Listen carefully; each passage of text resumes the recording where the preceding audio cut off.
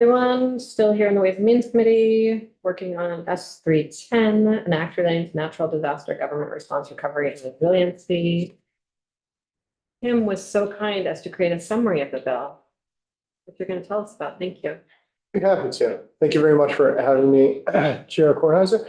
For the record, my name is Tim Devlin, Legislative Counsel. Before you, committee members, you have draft 6.1 of a strike all amendment coming from the Government Operations and Military Affairs Committee to, let's see, the Senate Bill number 310, an act relating to natural disaster government response, recovery, and resiliency. I think this is one of 3 large flood bills, maybe 2. They seem to all be in here at the exact same time, and it's a little confusing, so I appreciate the summary. Yeah. And you also have been provided with a summary, which I have sharing right now. And just a quick note, this is referring to draft 5.2. They're very similar. I just need to update the summary, but it should be substantially similar. If it's fine with the committee, I figure we work from the summary first, and then we can dive into the exact language as wanted as we go our way through. So, and I'll try to maybe accelerate the sections where there's not too many fiscal impacts. So part 1 of the bill, which has, let's see, sections 1 through 4, is through the creation of the Resilience and Disaster Mitigation Fund. And these sections will create a community resilience and disaster mitigation grant program that will be administered by DPS, the Department of Public Safety, for the purpose of awarding grants for municipal disaster projects. Let's see, and we'll also include annual report back on the status of any of those grants granted. There were appropriations that were removed by the Senate Appropriations Committee. And so right now, as it stands, the fund, although it can accept appropriations and transfers as created, would stand empty until filled. The other thing I should point out is that there's also an increase for emergency medical service special fund will be increased by $300,000. And this is in, I believe, section 3 of the bill. Let me just make this up. Section 4, and this will modify section Title 32 VSA, section 8557. Has to do with Vermont Fire Service Training Council. And there are some provisions in this section where essentially insurance companies are put upon and sorry, I apologize, I'm trying to locate the exact language. This is on page 4 of the bill. And some of the statute has been removed just for drafting sake. You can see there's an increase in $300,000 for the Vermont Fire Training Service Council overall. And then of that, they typically are in subdivision 4 on page 5 of the bill, where it was $150,000 to be specifically allocated to the Emergency Medical Special Fund. It will now be $450,000, so that same $300,000 is being moved there. Representative Sims has a question, and then Representative Brannigan. Yeah, so there were some changes to that fund also in like 622. Yeah. So is it integrating it all so that we're doing one thing? The House changed the amount so they would match. JFO, the scoring pointed out that they have different effective dates. So we'll have to rectify that. We haven't looked into it exactly yet.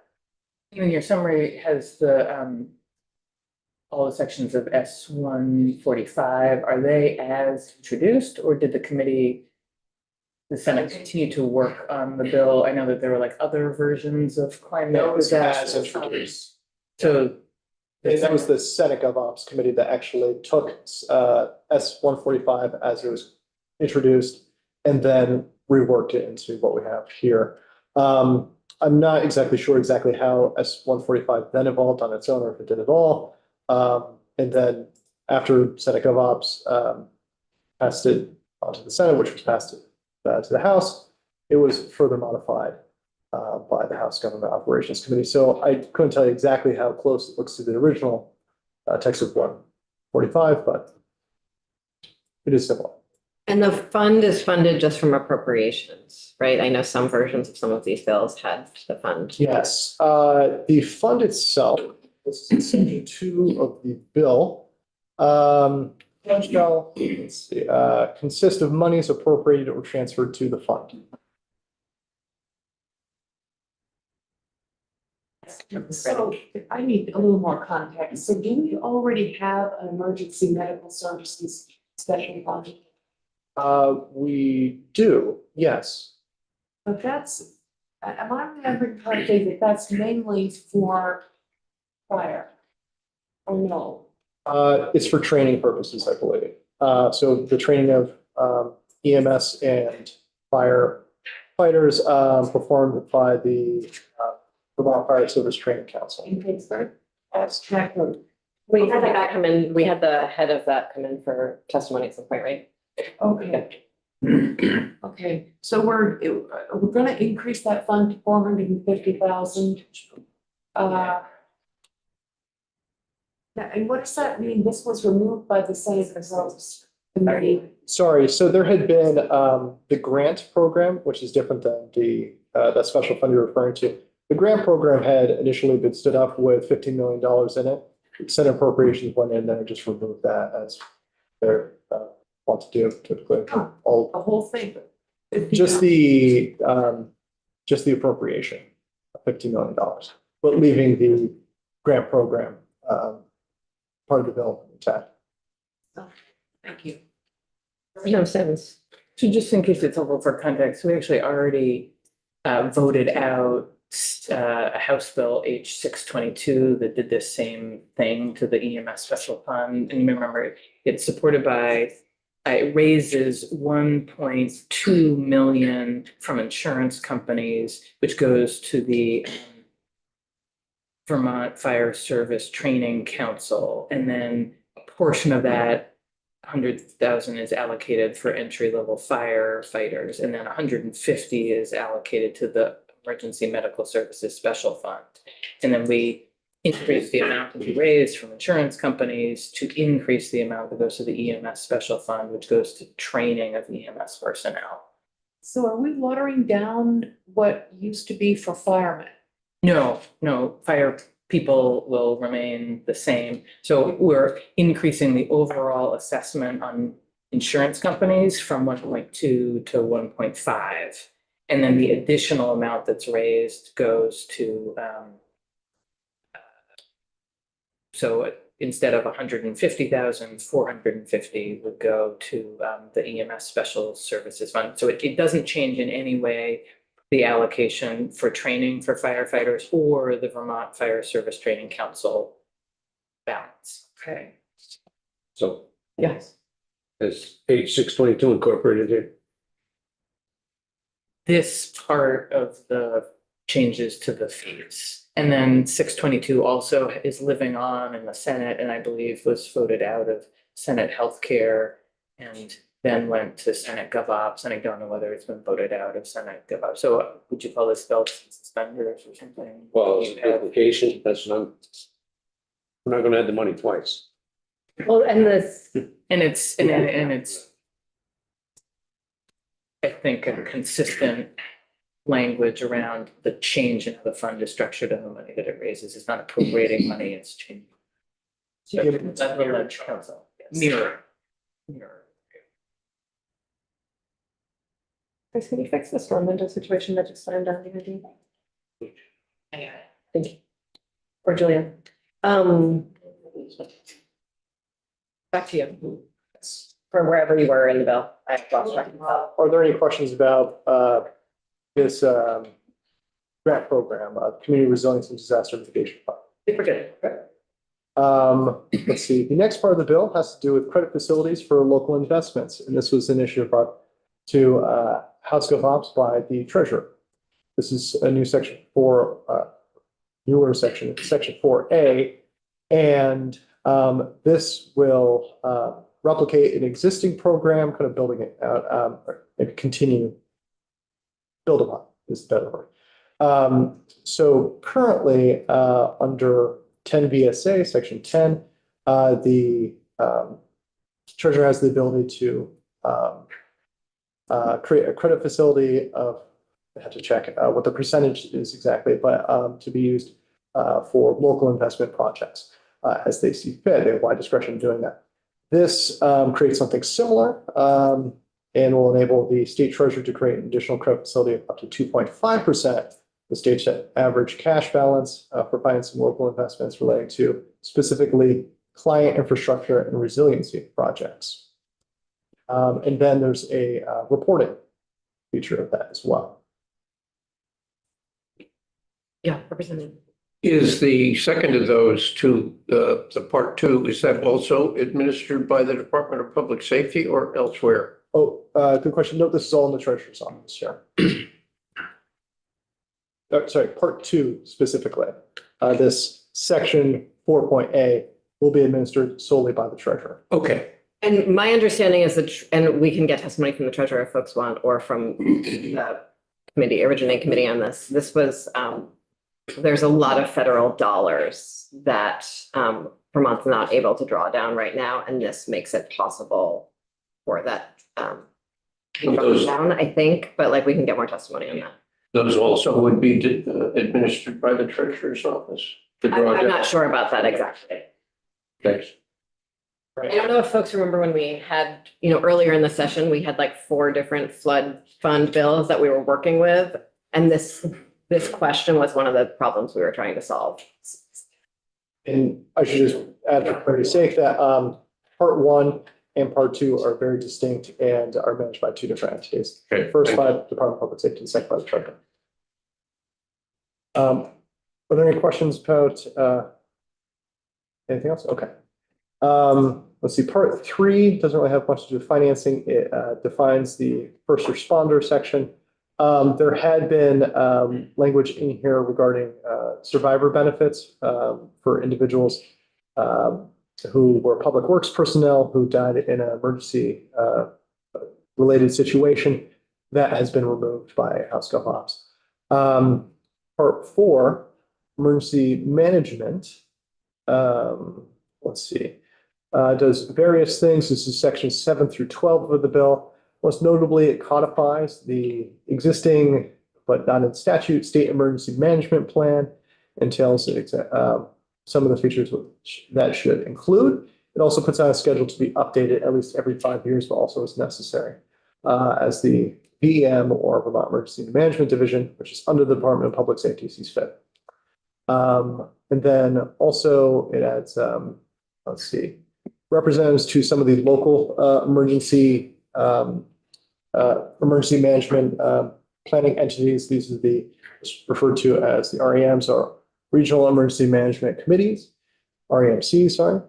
And they will now have non-voting members to be pulled from local libraries, arts and cultural organizations, regional development corporations, local business organizations, and community-based emergency or charitable food providers.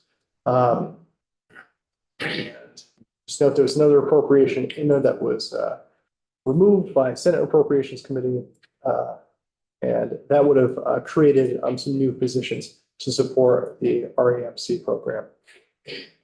Let's see, turning to page 2 of the summary.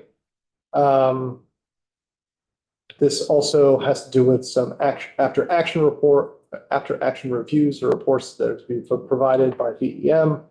Not sure exactly how interested the committee is in that. I'd be happy to kind of slow that down, but I can also keep going. Part 5 is a reorganization of the municipal stormwater utilities chapters. It really conflates things I could probably characterize as historical accident. We've had 3 very redundant municipal stormwater chapters grow over the years, and this pares them down and for the sake of hopefully clarity for readers in those running municipal stormwater utilities will provide clearer guidance to what their requirements actually are.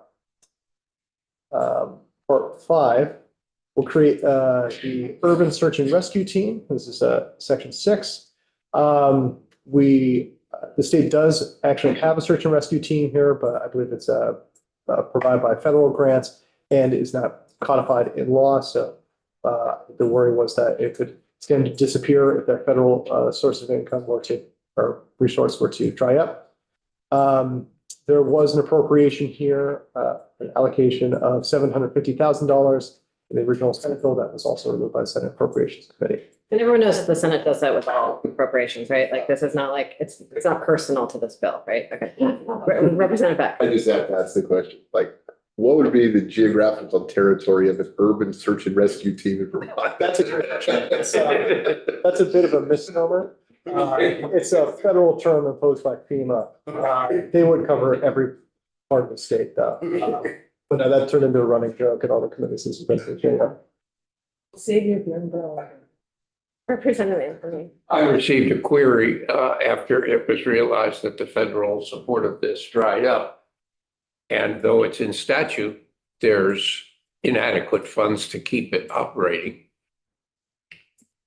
And sadly, I'm told, it also does swift water rescue and several other specialized kinds of things that nobody else does or has the capability of doing. I don't know where to go with that piece of information, I but mean, Tim, am I hearing right that that is why the Senate incorporated this section? Is that? Okay. You remove the money.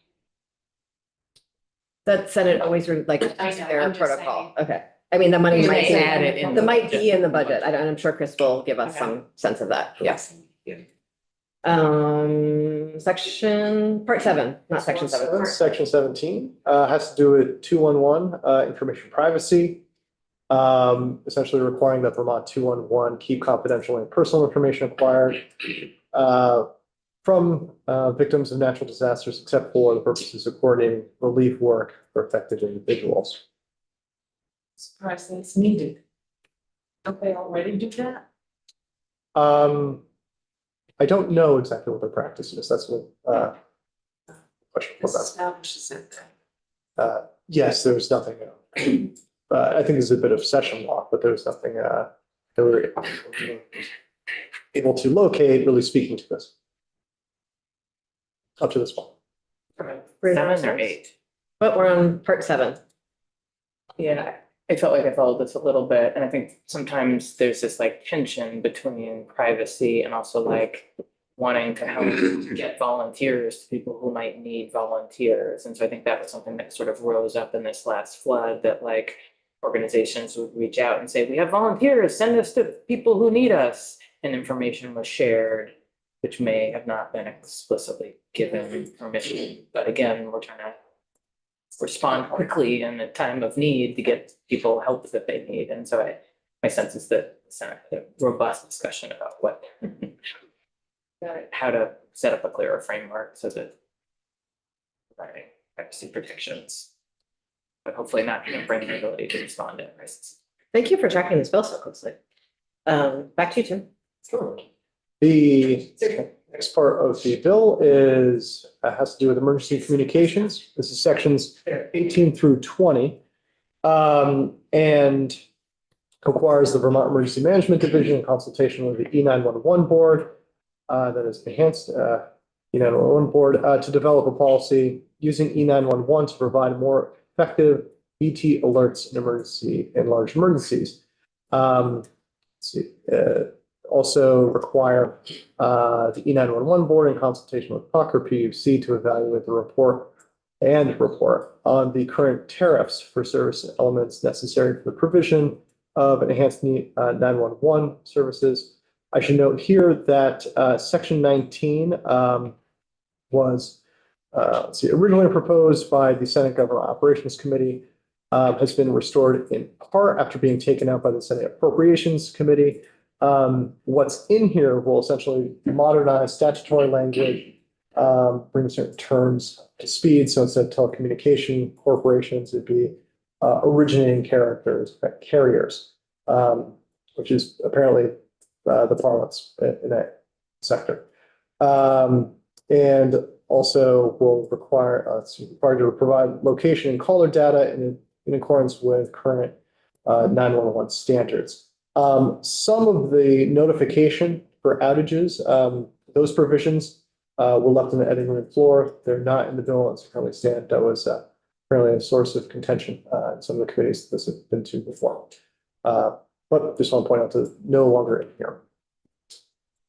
Part 9 of the bill, sections 21 through 23 have to do with language services during state emergencies, during state emergency communications.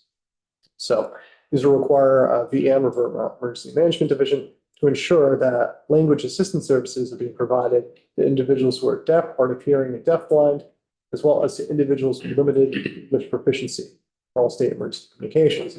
This will also create a working group to develop best practices for doing those things. And let's see, I should also note here that there were some appropriations, smaller appropriations that were, as a matter of the regular proceedings, were removed again by Senate Appropriations Committee. Are there any questions about these communications language access? Okay. Next part has to do with post-secondary disaster mitigation program, section 24, which just requires state universities to report on potentially creating a program geared towards disaster management. Part 11 of the bill has to do with emergency powers of the governor and emergency management. This is all in Title 20, where the governor's emergency powers reside. Specifically, this is sections 25 through 35 of the bill. What they had done was remove some of the instances of catch-all language in the governor's emergency powers so that the powers are limited to the scope of each statutory section. So let's see. Although I should say the latest iteration of the bill that is 6.1, the Senate government or the House Government Operations Committee added those things back in, some of the catch-all powers. Let's see. I should also say that this will modify how the governor accepts gifts, grants, and loans during states of emergencies. Essentially, what is now is that the governor can just go ahead and, under current law, unilaterally accept grants, gifts, and loans from both federal and private sources. This links it to the regular proceedings for doing that under 32 VSA Section 5, but allowing under extreme instances of emergency, like really acute events where it's a matter of life and death, the governor can still go ahead and unilaterally accept those. But for example, in a prolonged state of emergency, like something like COVID, where there were more acute needs at the very beginning, but then over a year, there is actual time to follow the regular process. The government will go through the regular process. And I'm not going to ask Sorcia to testify because that would be very weird. But I will say that Sorcia is sort of the linchpin in the grant approval process between the legislature and the administration. And the process moves incredibly quickly when it needs to. Yes, I should say that under 32 VSA Section 5, the Joint Fiscal Committee has an expedited process for accepting. It sometimes takes months for the administration to move a grant to the Joint Fiscal Committee, but once it actually hits the Joint Fiscal Committee, we can turn something around in 48 hours or less if we need to. Thanks to Sorcia. Yes. Who is awesome. Not surprised. Again, impressive. And I should note that in the sections 36 and 37 are just marked deleted in the bill. What had been there was another grant program that was proposed by the Senate Government Operations Committee and was funded according to those dollar amounts there, but again was removed by Senate Appropriations Committee. Bring us to part 12 of the bill, and really the last section, 38, is the effective dates. This will all take effect on July 1st, 2024, except that section 21, which had to do with the language access services and when division, that working group report had to be issued, that'd be going into effect on July 1st, 2025. Sorry, the working group would have to provide the report, then BEM would have to enact the requirements based on the report. So that would move on to at a later time.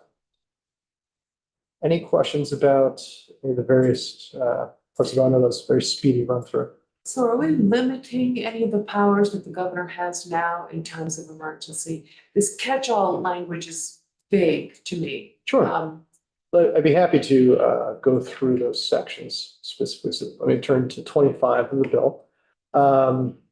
And would it be helpful for me to just actually switch what I'm sharing here and run the other document?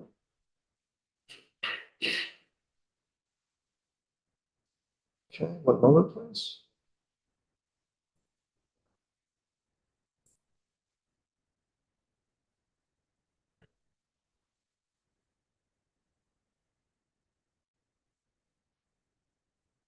Okay, so starting in sections 25, many of the changes here are pretty superficial and kind of editing changes, but that's one of them. Senate Government Operations Committee just kind of went through all of these sections with a fine-tooth comb and updated a lot of outdated terminology that was kind of a relic of the Cold War. And some other things did add some things just like, okay, you can see there's the consideration of food. What about fuel and water? So those types of minor changes. Over to your point, let me see where the substantive changes are. Again, updating a certain nomenclature like first responders and volunteers versus helpers. Things like proclaim being turned to declare for consistency across the station. Okay, right. So here's a good example of it. So additional emergency powers of the governor here, as I said, deems necessary. This qualifies it to related to the declaration of emergency, adding specificity. The effect is kind of the same just because the additional emergency powers are only triggered by declaration of a state of emergency. However, that's kind of the character. It's like an understood thing that would be, of course, it would be in an emergency. I think it's just a clarification. Right, for the most part, just clarifying. There was an explicit example that said, and I'll get to that. I'm trying to remember if it's still included in this bill or if it was unmodified, so I'm not sure if it would show up here. I'll double check as we go through here. But the Senate had taken out one of the catch-alls, House put it back in. So the operations committee is. So I'm unaware of anything that didn't work well, especially in the last emergency we had last July. And all through COVID, if there were things that didn't go well, we should take testimony. Well, somebody should take testimony on it, but I'm happy to run through those changes really quickly right now. So right here is an example of there was some old authority to transfer state employees to the U.S. Armed Forces. Her state of emergency that was removed. What else? Let's clarify language for local emergencies.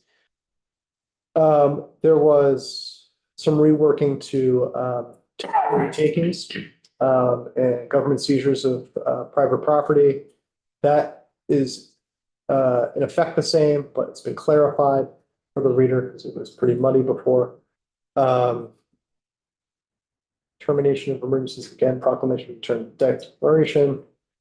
There was, this is the gifts, grants, and loans that was significantly modified, as I described earlier, but still maintains the governor's ability to act unilaterally. Here's that operative language. If an event would, imminently cause bodily harm, loss of life, or significant property damage from the state. Enemy attack being changed to, all hazardous events. That's the typical, or that's the nomenclature used throughout Title 20. Then, I should state the State Emergency Response Commission, its membership is being changed from all appointed by the governor to now to be broken up between 3 appointing entities: the governor, Speaker of the House, and Senate Committee on Committees, and added one more public member. That board's composed of ex officio members in the executive department, as well as a number of public members relating to the emergency management community. Sorry, trying to think of anything else. So now that this is an example of the governor is authorized to adopt rules as necessary to carry out the purpose of this chapter. That was really removed because I think it was redundant with up here, section B.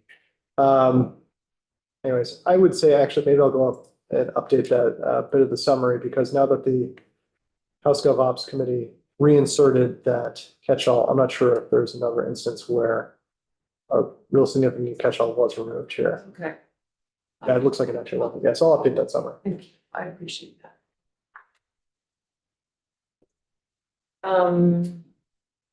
Thank you, Tim.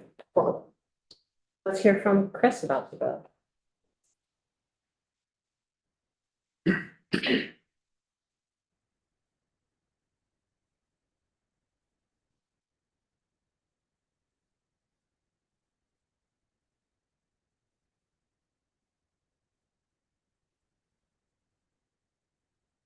Did everybody see that?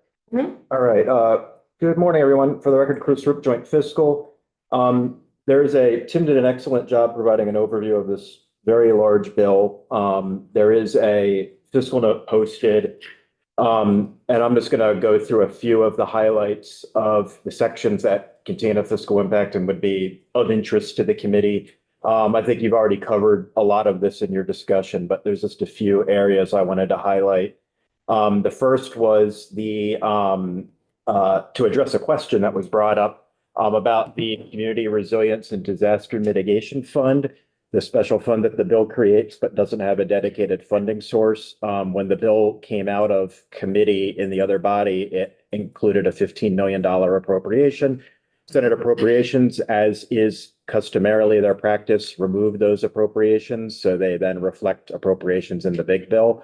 The big bill that they are considering this week does include a $3.5 million contingent appropriation to go into the fund. So just to refresh everyone's memories, oftentimes the budget will have a construct in it that we call contingent appropriations, which means if you close the fiscal year with some more money than you expected, if your revenues overperform the forecast, there's a priority order of what to get funded. So $3.5 million is on that list. There is also a nexus to the Climate Superfund bill that you all will be considering in the near future, where there's language in there that says proceeds from that effort could be used to seed this fund as well. So the fund doesn't have a dedicated revenue source. It's all sort of subject to appropriations and transfers. I just wanted to mention, since the question came up about what was in the budget or wasn't, that is indeed on the contingent list to receive $3.5 million. The other item, you had discussed the urban search and rescue. There is a one-time $250,000 appropriation to support that effort as well. Yeah, Representative Anthony. Is urban search and rescue on the contingency list also? There's a $250,000 one-time appropriation. Correct. I should say We call that in the money. No, I understand that. It had historically received about 3 times that through federal funds. And so I don't know whether it can continue to be stood up for a third of what it used to. That's why I asked whether it was on the contingency list. Yeah, and I am not sure if the intent is to use that money to sort of do staffing or for other aspects of the program. You might want to hear testimony from And DP. Representative Anthony, you're welcome to follow up with someone on one of the committee will. jurisdictions. Thank you. I appreciate it. What about the treasurer? Let's go down there.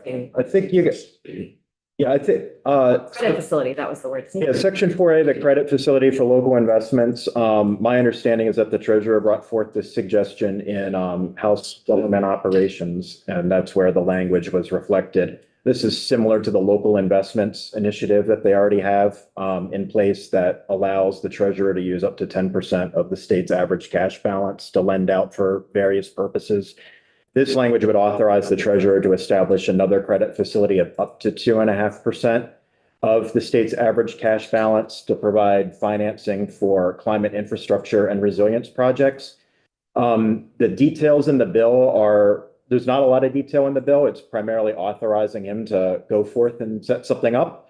So there's not really a way for us to assess the fiscal impact of that. Any fiscal impact of that change would be, inherently limited to how much money is being lent at what interest rate, and how does the interest rate it's lent out compared to the interest rate that we would be getting on our cash had it just sort of sat in the bank account. So. And clarifying the construct here is like the money that we have sitting or we might be using in a different investment tool would go out as a loan, not a grant, it would have to be paid back. But it might be at a more favorable interest rate than the, Favorable to whom? I guess, the recipient, a lower rate.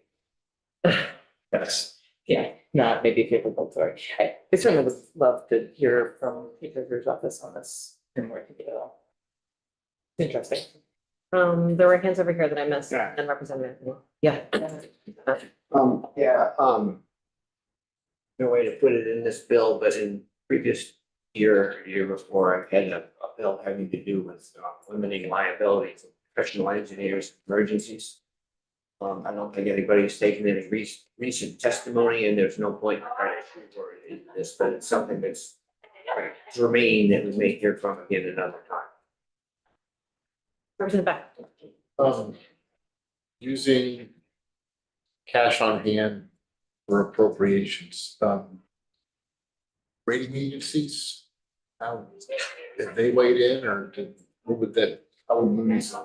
I think you would have to ask the treasurer for that. I think 2.5%, it's an up to 2.5% of the average cash balance. That's fairly modest. And I think the existing local investment initiative that's in place that would allow the treasurer to use up to 10%. I don't think they've come close to using the full 10%.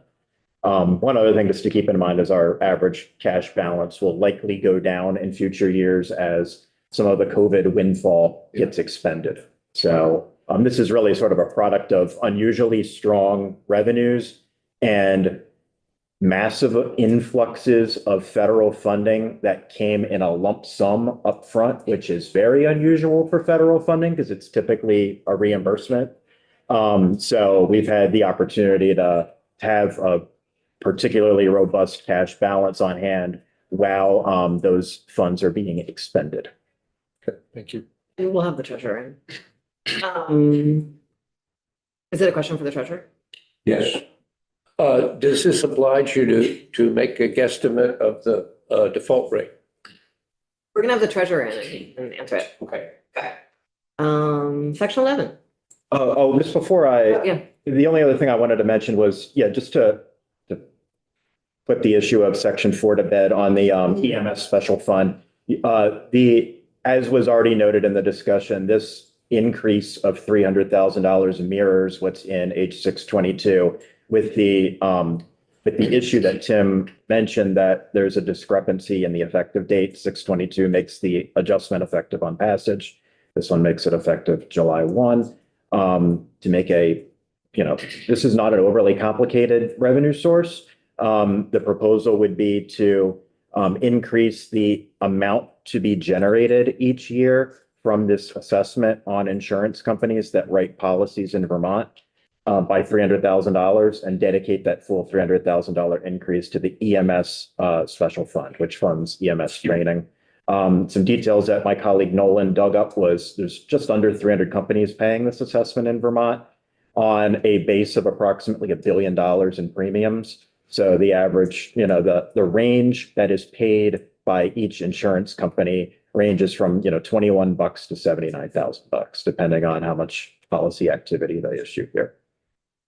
The other items are not revenue related, but are appropriation related that I flagged here. So Section 11 would require emergency management to conduct an action review on the disaster preparedness leading up to, during, and after the 2023 flooding events.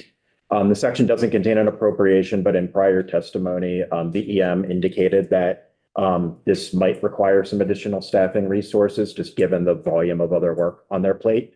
So we would be remiss to not mention that concern that it could represent a future budgetary pressure. The stormwater utility pieces that Tim went through, much of it is technical in nature, really no impact to the state budget. And we don't know what the impact will be on a ratepayer because it depends on what your local utility decides to do with stormwater rates. I think we already covered the urban search and rescue piece. There's no appropriation in there. no, Just what, for which piece? the urban search and rescue piece. Not in the bill itself. The Senate budget includes a $250,000 one-time appropriation. You'll find that in B 1100. Section 20 requires the E911 board to submit a report on, this is very technical, but on local exchange telecommunications tariffs, and to look at the existing tariffs in relation to the actual cost of providing 911 services. So, Is that report from Rachel? yes, it should. I need to look at the specific language, but it is to come to the General Assembly. The budget or the bill as originally put forth, it does not come to you. It goes to the Government Operations Committees. That's a bummer. Sam, can you fix that?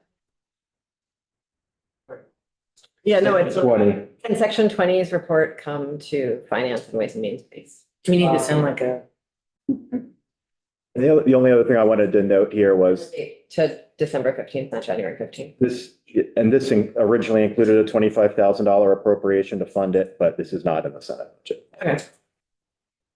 And the last two pieces are just around language access services for emergency communications and adding another public member to the State Emergency Response Commission. We have no idea what fiscal impact either of those would have, but they would likely represent future budgetary pressures of an unknown level, but it depends on when we're going to have disasters and how frequently and how much these services are utilized. Adding another public member to the Emergency Response Commission would have a de minimis impact to DPS's budget if you have to pay some per diems, but it depends on how many times they meet and how many times the additional member shows up.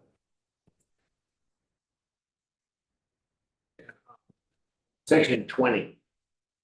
Not surprised to see that here. I mean, we didn't discuss this stuff in our telecommunications bill, but there are parties in the building that have been curious about these things for a long period of time. Discussion with the Senate. It's fine that the stuff is in the bill, I think. I think so too. Thanks, Jim. Any, Just want to be sure I got all the appropriations in the Senate version of the budget. It's 3.5 million for sections 1.2. And then 250,000 in section. For the urban search and rescue, yeah. Is that it? That is it as of now. The Senate budget has not been fully passed yet, and there might be some further tweaks. So I get a place and time here. Yeah. Thank you. And I will control F the bill thoroughly for keywords once it's actually, once the cake is baked over there. don't tell us your secret strategies. Yeah, I have thoughts, but not for Chris. okay. Is there a section, are we done? Good. Okay, great. Thank you very much. So we have a teeny tiny amendment, which is unfortunate. And what were you gonna say, Representative? I think there are a lot of important components in this bill responding to what we've learned from the flood and hopefully setting up at least a receptacle for future investments in municipal resiliency, which I think is so important to help save us all money in the long run and be safer. I look forward to hearing more about the treasurer, about the cash balance stuff. I think I'm also interested, I know we was we took all the testimony earlier this session, had conversations about the efficiency of blending and grading funds, and I guess I'm not sure I see that yet in this language, that like part of maybe the goal of this climate disaster mitigation fund is to pool multiple resources and make it like a one-stop shop for municipalities. And the other thing that I heard you mention, I know we've talked about a couple times, is the drawing down and maximizing of federal resources, and would like more clarity about whether that's part of what the treasurer imagines doing with the cash balance money, or whether there's an opportunity within the disaster mitigation fund to have the capacity to not let opportunities go by that would help leverage our limited resources. Yeah, agreed. So we're gonna, I maybe hear from the treasurer this afternoon and then figure out what to do from there. And have that delightful moment that Tim is working on for it. And see what else might be possible. Yeah, like, and other money, and then perhaps the money committee should think about, but no, we find the money, they spend the money. So. That's true, yes. Representative Anthony. I just to enunciate and expand a little bit on what Catherine just said, I wonder, is there sort of historical resistance to merging the purposes of various funds as a turf issue?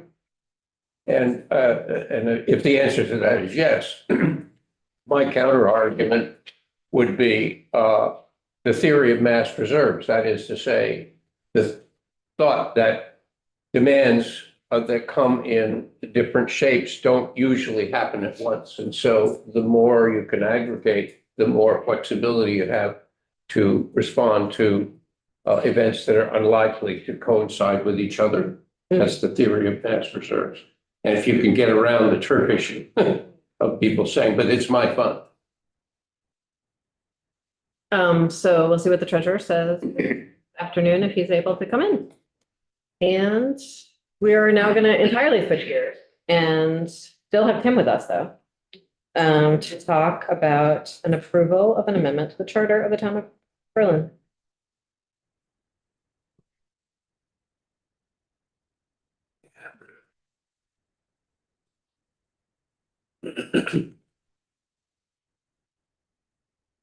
Okay, committee members, and sorry, I just have to take one moment to log into Zoom. I apologize about that.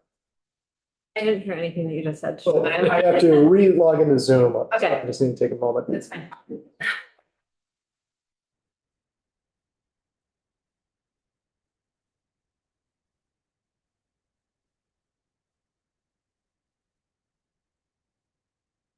And Representative Donovan, I appreciate you here. Do you want to?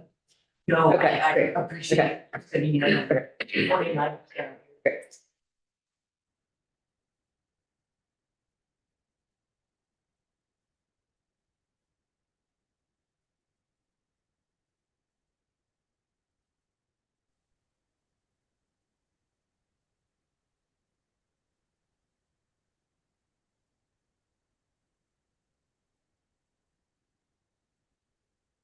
Really switching gears. Thank you very much for having me, committee members. Yeah.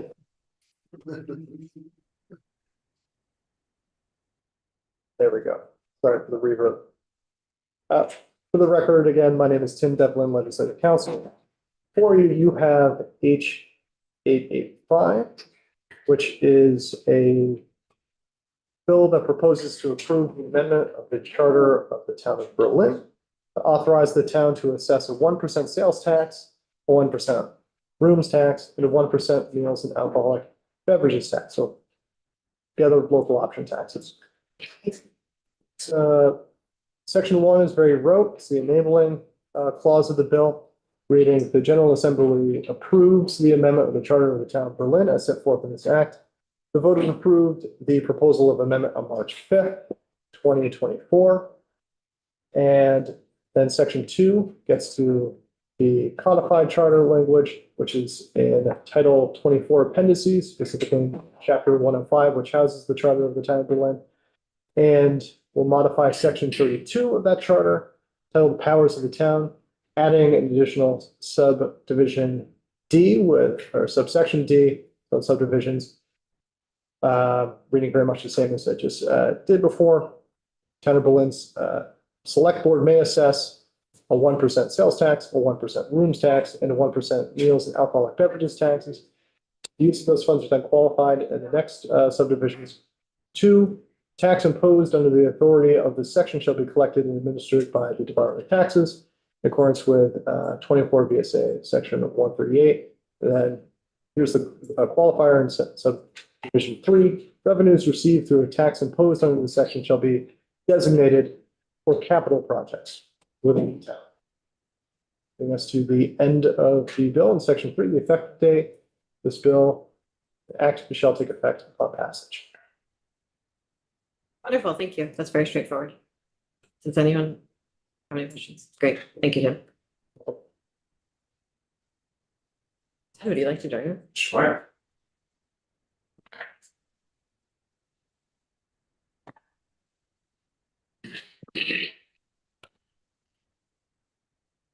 For the record, Ted Barnett, Joint Fiscal Office. I'm not going to share my screen because I just have one number for you all.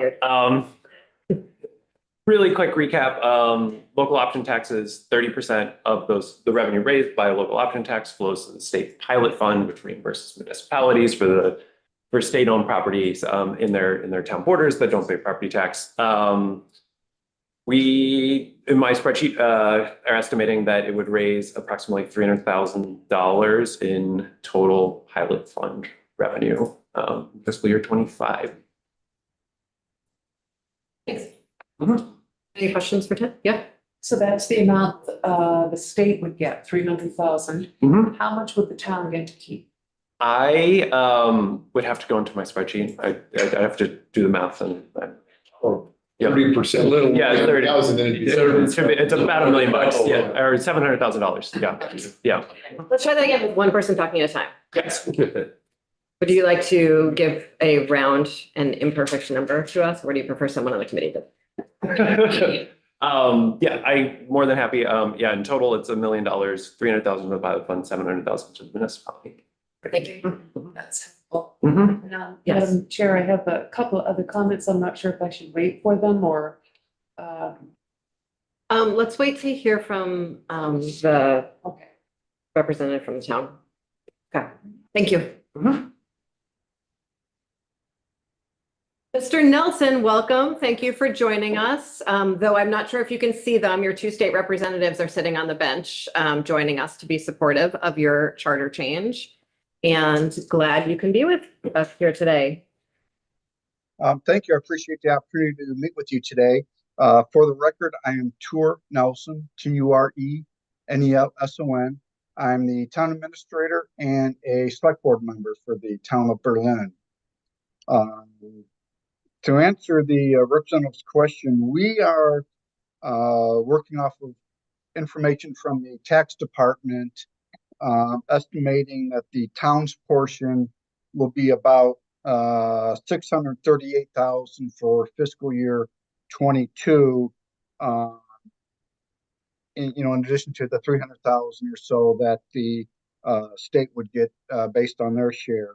So I've been conservatively saying about $600,000 would come to the town. I like dealing in round numbers and try to be a bit more conservative on the revenue estimates.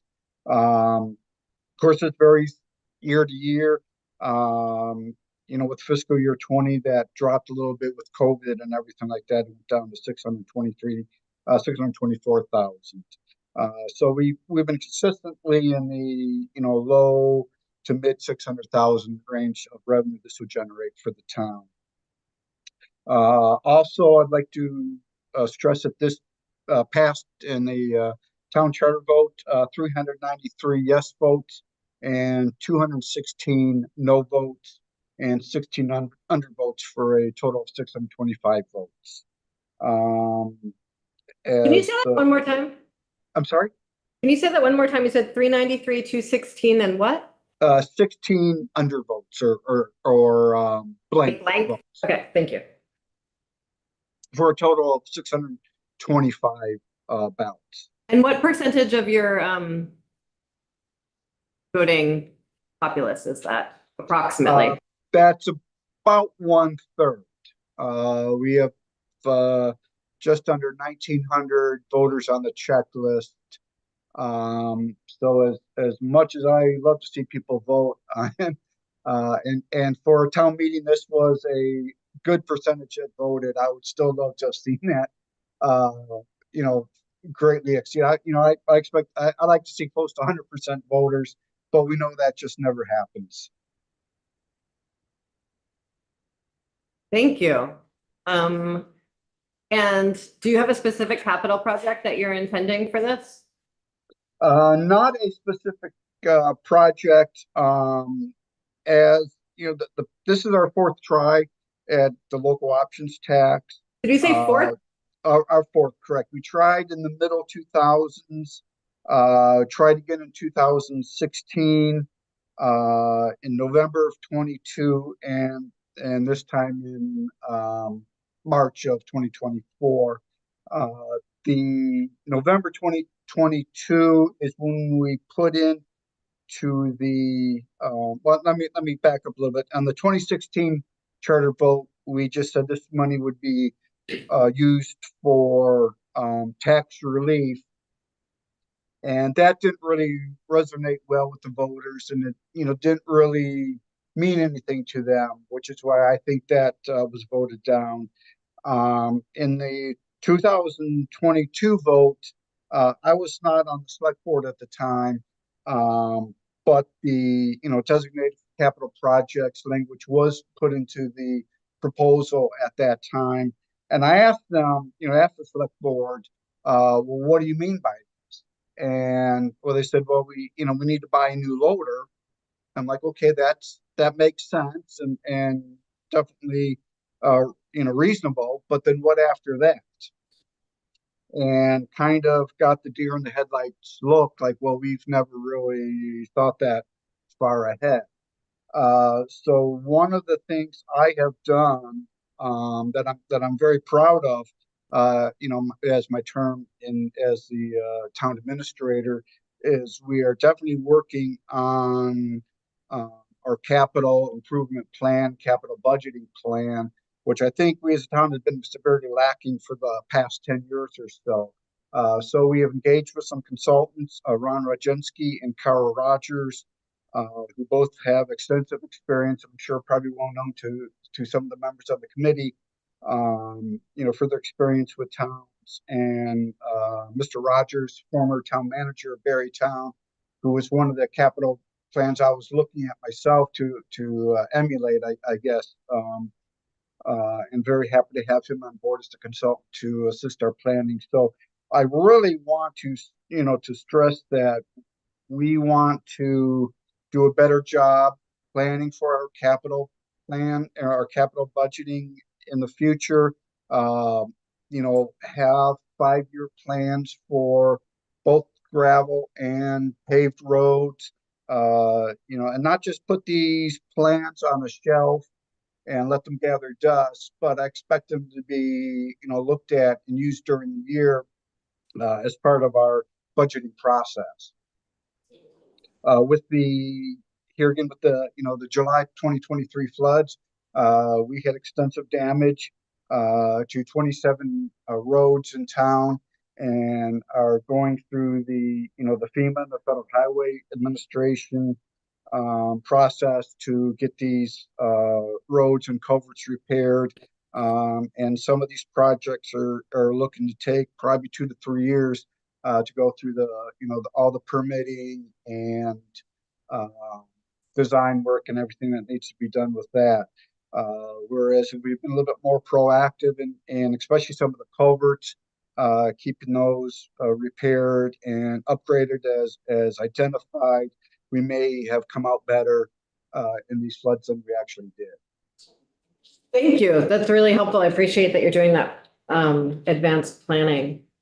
Just want to sort of issue a word of warning on behalf of the tax department. If your zip codes move don't perfectly align with your municipal boundaries, you might experience some confusion with regards to who should and shouldn't be collecting the tax, and the tax department is does their very best to resolve that, and there's very little they can do to make it perfect, especially when it comes to online sales, but not only online sales. And so just want to hope that you have a communication plan in place for that.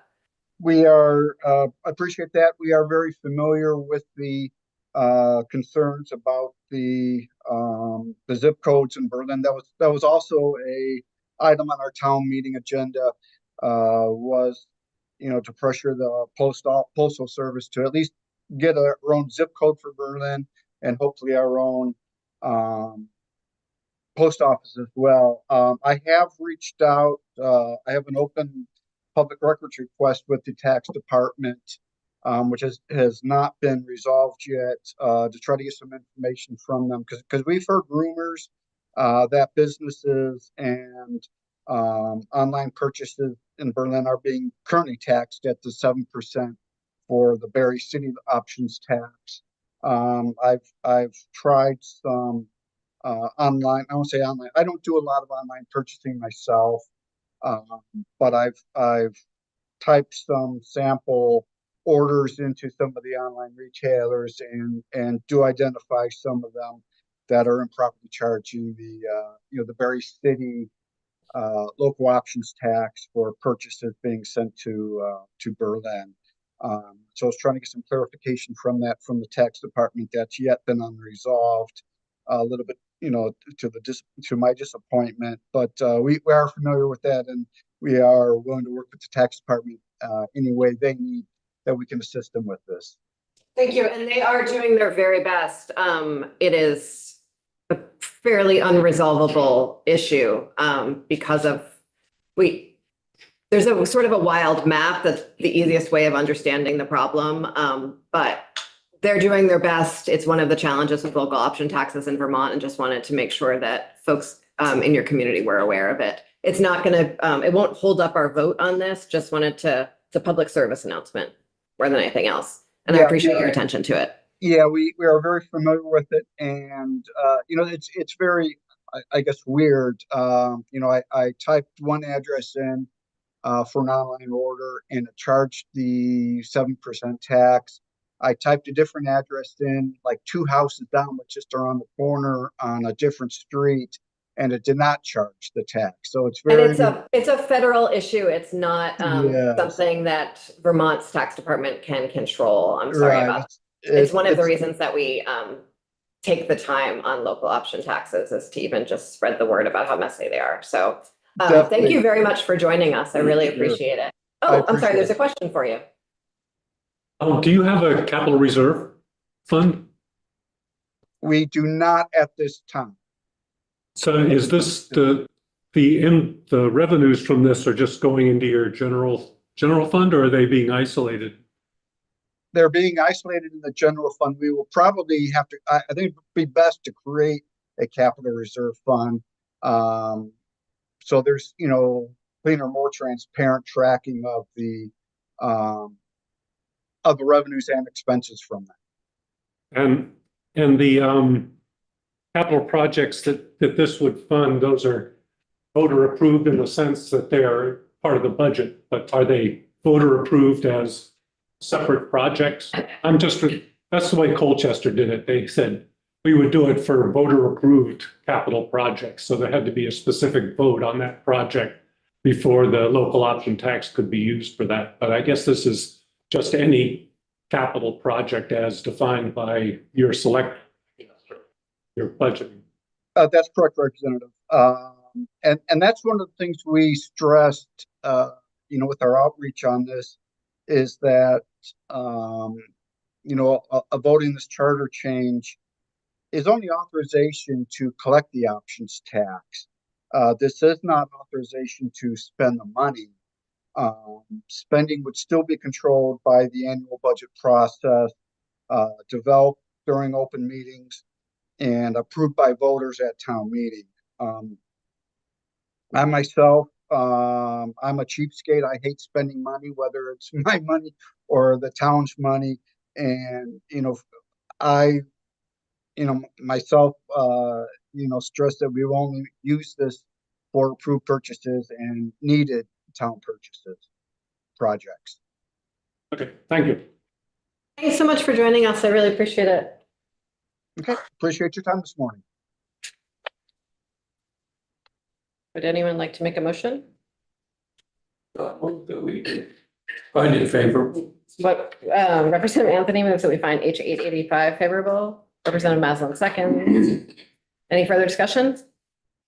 I haven't given up the idea of, we just, at this point, have a long list of towns who are able to do this. And then each one comes individually to us.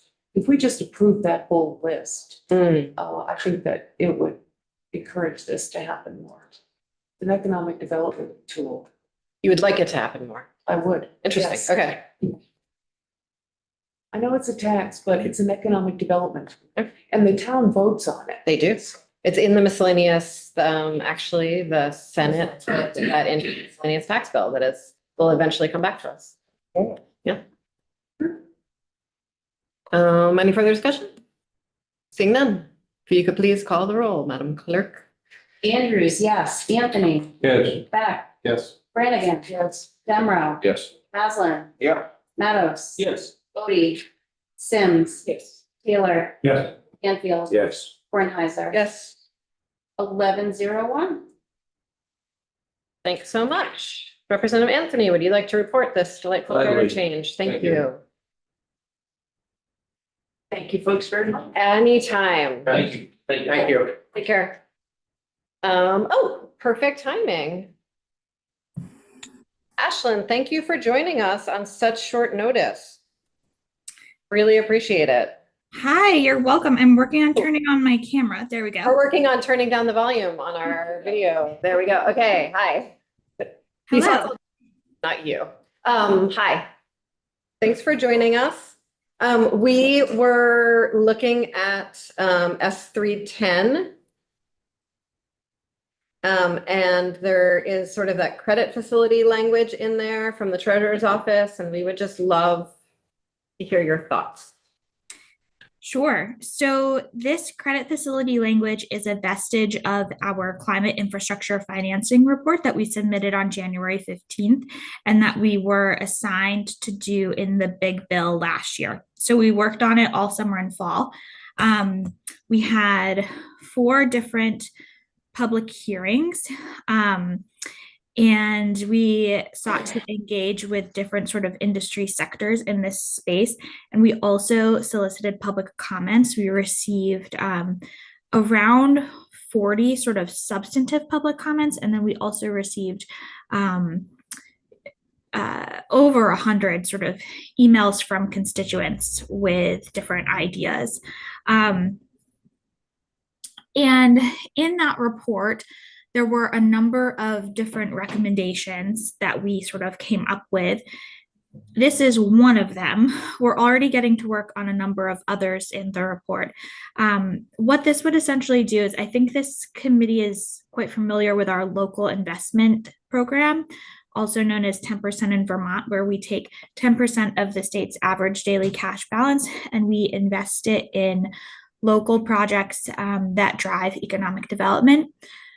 The current composition of the local investment committee has focused primarily on housing. And we offer sort of low interest financing to projects that would otherwise have a difficult time getting capital in the private market. And so you've probably seen in the news, the treasurer has done a number of different announcements.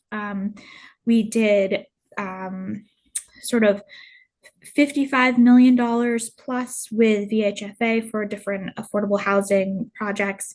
We did a senior center in Vergennes, or a senior living facility that brought on, I think, over 50 new senior living beds in downtown Vergennes, and a couple of other exciting projects. This new credit facility would be 2.5% of the state's average daily cash balance, in addition to that 10% that would be reserved specifically for climate infrastructure projects. One of the things that we learned in our research over the summer is that low interest financing and or financing with sort of more flexible terms and flexible maturities is difficult for some of these projects to get in order to get off the ground. And so there was sort of an opportunity there that we felt like we could easily fill without a heavy work lift from our office because we're already doing this work for the 10% tranche of our cash balance. The language in the bill right now is quite broad, and that's pretty intentional. If this language goes through, sort of one of the first things that the investment advisory committee would do in conjunction with the treasurer is put forth an investment policy similar to the one that we have for the 10%. And in that investment policy, we identify areas of priority for projects, as well as sort of standard financing terms and interest rate tiers, et cetera. And so many of those provisions will be spelled out kind of at terms favorable to the treasurer that are reevaluated on an annual basis as market conditions change. So I'll stop there and let you ask me questions. I hope that's helpful. It is helpful, thank you. Representative Sims. Yeah, thanks. Helpful context. Can you clarify again? Did I hear you right that you feel like you can add on this additional work with the existing team, your sort of current staffing structure? Yes, that's correct. It's more money. 2.5% of our average daily cash balance is probably going to be around $25 million. But all of the processes are things that we are already doing with our current staff. Can you talk a little bit more about the selection process and kind of what criteria you might use for this or you use for making some of the 10% determinations now? Sure. So I can tell you sort of how things worked this past year in Treasurer Piechek's first term with the 10% allocation. We got the local investment advisory committee together a number of times early last year, and they came up with the priorities of sort of housing and climate. And then we sort of cast a wide net in terms of public solicitation of projects. And we received many applications. I think we received over $300 million worth of applications. Then we went through at a staff level and evaluated those applications based on sort of credit worthiness criteria, as well as project criteria, whether, how many new housing beds are created, what types of it. The priorities were initially housing and climate, but we ended up doing mostly housing projects. It's just sort of the way that the cookie crumbled in terms of the number of dollars that these projects were able to leverage from other sources with the commitment of LIAC financing and the overall impact, et cetera.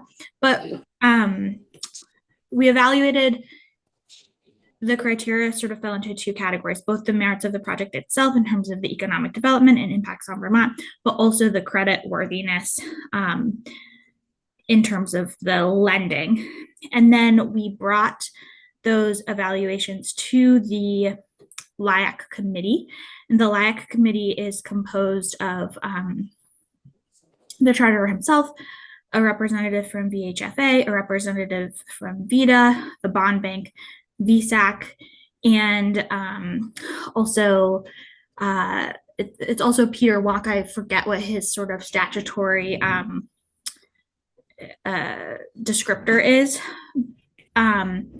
And then the committee recommended to the treasurer what projects they felt should move forward. And so I imagine that we would do a similar process for these projects in terms of a large solicitation, staff evaluation, committee evaluation, and recommendation to the treasurer. And then the treasurer negotiates individually a letter of credit for each project and does additional due diligence before that money goes out the door. Is there, Yeah. is there any like lens there around like equitable distribution of resources across Vermont and or like poverty and under-resourced communities? We do, and in the past, we have aimed for sort of geographic distribution. We also like to see projects that cannot otherwise get private capital. And so from an equity perspective, I think, you know, we tend to provide financing for some of those projects where the profits might be more difficult and there's a little bit more risk involved than the private sector is willing to take on. That said, all of the projects have to maintain a certain level of credit worthiness in order to ensure that we will be repaid. So equity is another focus of the committee and something that we look at when we're evaluating applications. I think I'd be remiss if I said it was the first one, right? The first criteria and the criteria of highest priority is always that financial worthiness. Good. And sorry, two more quick questions. I think one of the things at least been interesting to me as we explore funding climate resilience is like, how do we create one door so that we're not adding like additional complexities to often small vulnerable towns having to go to 8 different places to build a capital stack to move a project forward. And so I guess I'm curious how you see this tool like fitting with other ones and not adding additional stops. Like, was there any discussion of making this funding available, but through like this other climate resilient disaster mitigation fund or some other existing program as an additional tool? So there was a lot of discussion around that. I think what is helpful about this 2.5% is sort of not only the ease of access, but the speed with which we can get it up and running, because we have a model to work from and just expand from at this point. We by no means see it as a silver bullet, and I hear you loud and clear that the complexities of this type of funding are really challenging for folks to navigate at all different levels. I think that we also see this as a component of a lot of other parallel tracks of work that the Treasurer's Office is undertaking this year. In the climate infrastructure report, one of the recommendations that we are acting on now, actually with a planned meeting in June, is sort of climate finance coordination. I think that what we learned is that there are a lot of entities in Vermont that are working to pull down funding from different areas, but they may not all be aware of what the other is doing. And so we are having sort of biannual technical assistance stakeholder meetings where we're trying to find out where gaps are in financing and how we can sort of better serve folks with that kind of assistance, as well as get an understanding of everything that's happening and whether there are sort of low-hanging fruit opportunities that we can capitalize on, especially in terms of drawing down federal funding that's available right now. In addition to that, we're working on the resilience implementation strategy with the Agency of Natural Resources. A large part of that work is kind of doing an evaluation of programs that exist in the state, needs that exist in the state, whether or not those needs are adequately funded, where the gaps are, and how much money it would take to fill those holes. We've also been tasked in the T-bill this year with doing an economic analysis of a cap and invest program. And in S259, we've been tasked with the sort of numbers portion of how much big oil companies may owe the state based on their carbon emissions over a period of time. And so I see sort of all of those things running parallel to each other as we try to tackle some of these really big issues. And the treasurer's office only really having dipped our toes in the water in this topic area in the past sort of 9 months, kind of continuing our work, building our understanding in those areas. And this 2.5% being a piece that we can get started right now, knowing that there is need right now, but still definitely more work to do in terms of the overall scope of how it's going to be best to lay out this kind of money in the future. Yeah, that's helpful. And you mentioned federal drawdown. Do you see this tool as one way to help maximize federal drawdown? I mean, I think often we've kind of talked about maybe a capacity gap and having sort of the bandwidth at the state level to do that work. I guess I'd be curious if you see actionable steps that we could be taking to not miss opportunities that are out there. In an indirect way, I don't see at this point in terms of like what we're going to be doing over the next 6 months to deploy this money, for example, the treasurer's office being involved directly in federal drawdown. But I do think that the availability of this capital will help many of the projects that are going to apply leverage other funding resources to make projects happen that they otherwise might not have been able to do without this piece of financing. Thanks. Demerara and Anthony. Thanks, Ashley. Just want to be sure I'm clear on a couple of nuts and bolts here. So the 2.5% would be additional to the 10% that the treasurer's office is already. You're not going to try and roll that into your already 10%. Is that correct? That's correct. So it would be a total of 12.5%. That said, we currently have over $2 billion of cash. We use a more conservative number for those percentages than the amount of cash that we have. So we're only putting about $120 million out there for the 10%, and we would probably only put out 25 to 30 million for the 2.5%. And that's because we know that by the end of 2026, we're going to have a large chunk of ARPA funds that we currently have in our cash balance that are going to be spent and out of that coffer. So it's 10% plus 2.5%, but using a more conservative metric on top of it. Got it. Okay. And so you're really looking at sort of shorter term project funding here. And I'm not sure exactly. I think some. But I imagine you can find ones that that there's going to be a balance. You're going to have some balance in the excess fund balance for a while longer, but it's going to be starting to go like this. Right? So it would need to be more short-term lending. We don't think that we're going to have a drop in our cash balance sort of below 1.5 billion. But we still want to be conservative and not count on the fact that we're going to have $2 billion. The other thing I'll say is that the length of the maturity for this financing is going to depend on the project type. With our LIAC financing, we match an interest rate to the length of the maturity. The shorter the maturity, the lower an interest rate we accept. The longer the maturity, the higher an interest rate. And all of the loans that we've done so far are amortizing. So all of the ones that we've done under Treasurer Pieciak's tenure. And so, immediately we have money coming back to sort of offset those things. Great. Thanks. That's very helpful. Thank you.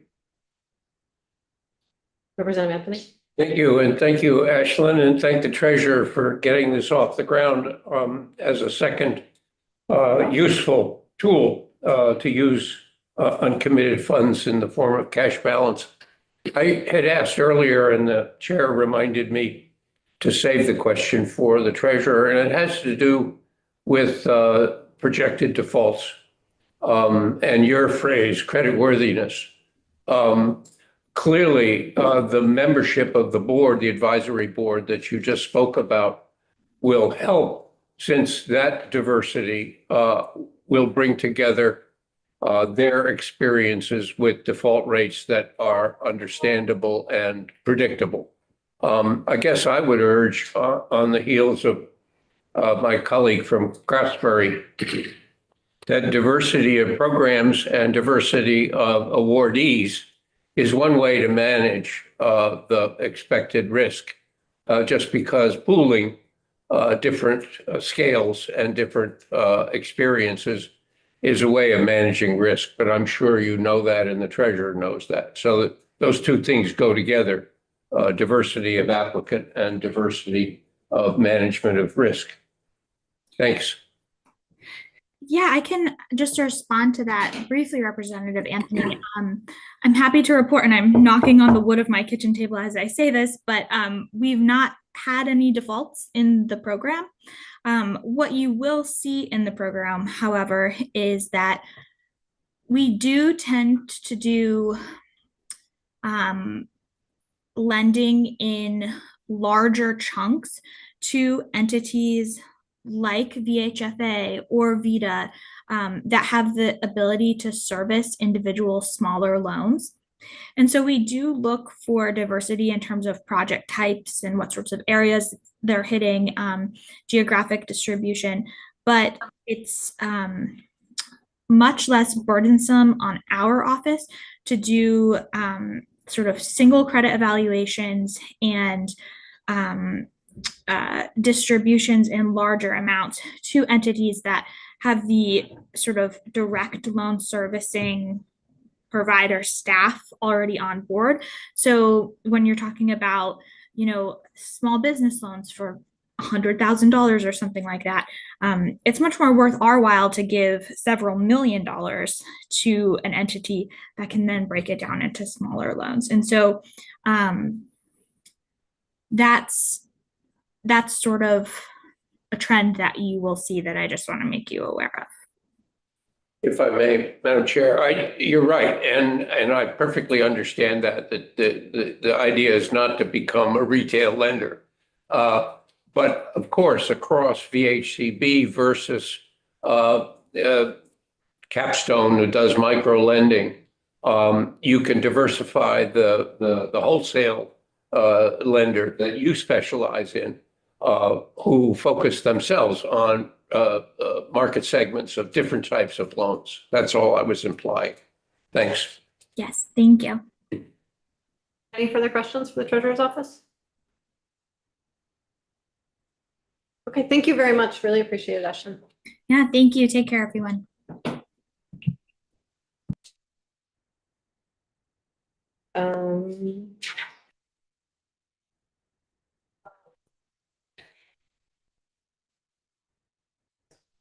Yeah, great. Okay, let's. We're not gonna have money. Okay, so let us move to 213 and make our video go away. And that was for Sorcha. So we have an amendment that Representative Demrow worked on for 213 that is posted. Fantastic. Posting on Michael. Under Michael's name, not under Carl's name. Yeah. Would you like to tell us about it, Representative? Yeah, so the last time I tried to do this, it didn't work, so if everyone can find the amendment, it's under Michael's name on the webpage. This is a very simple amendment that would change the report on the waiver of permit fees under section 28, and it would just changes the date of the report to December 15th from January 15th. And then it also adds Ways and Means and Senate Finance onto the list of fees that we received. Any controversy there, anyone? I'm trying to catch up. Oh, sorry, 213. Okay. Under Michael's name. The amendment today. Computer's just being really slow. There's Ways and Means. Formulate a complicated question for Carl. Great. Please do. It should include like a joke and a pun.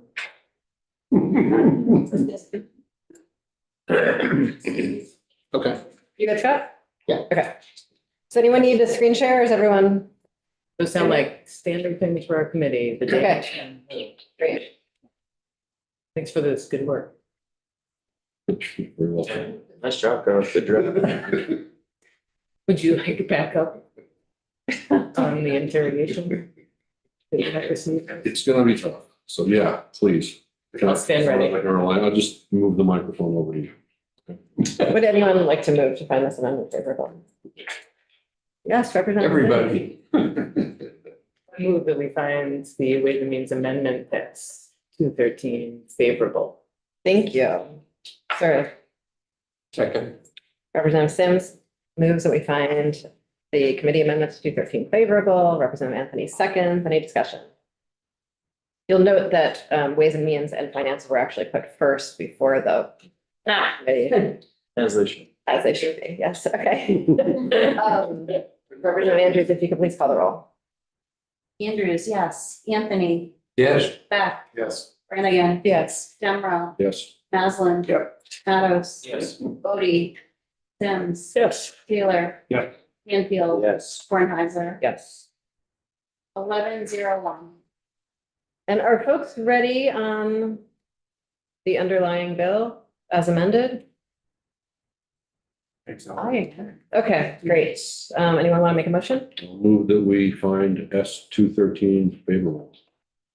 Thank you. Representative Demro moves that we find S 213 favorable as amended. Second. Representative Anthony seconds. Any further discussion? Yeah, I think I said things that I liked about this bill yesterday. I will flag that there's something else that I'm considering adding, but since it's from a policy perspective, I'm not suggesting that we do that here in our committee, but we stay in our lane. We have other things that I'm thinking about on this stuff. I appreciate you doing that outside of this room. Thank you very much, Representative Sims. Any further discussion? Seeing none, if you could please call the roll. Did we move to, or is? Did we not move? I think we moved. Yeah. Did we move it? I Yes, just. amended. Yes, so Sorry. Demro and Demro. Anthony. Thank you. Uh-huh. Is amended. Yep. That's it. All right. Andrews, yes. Anthony, Yes. Beck, Yes. Brannigan, Yes. Demro. Maslin. Yep. Matos. No. Bodie, Sims. Yes. Yeah, Taylor, Yes. Canfield, No. Kornheiser. Yes. 9-1. Thank you. Representative Demro is going to report this. And I think we are done for the morning. We are going to come back after the floor to hear on F 259 from Michael O'Grady, but we are not going to be able to vote because we are waiting on some fiscal information, at least until tomorrow on that. And we might be able to amend 310 this afternoon, but maybe not. Who knows? That was the one we did with. Yeah, just did it. Yeah, they're a little blurry.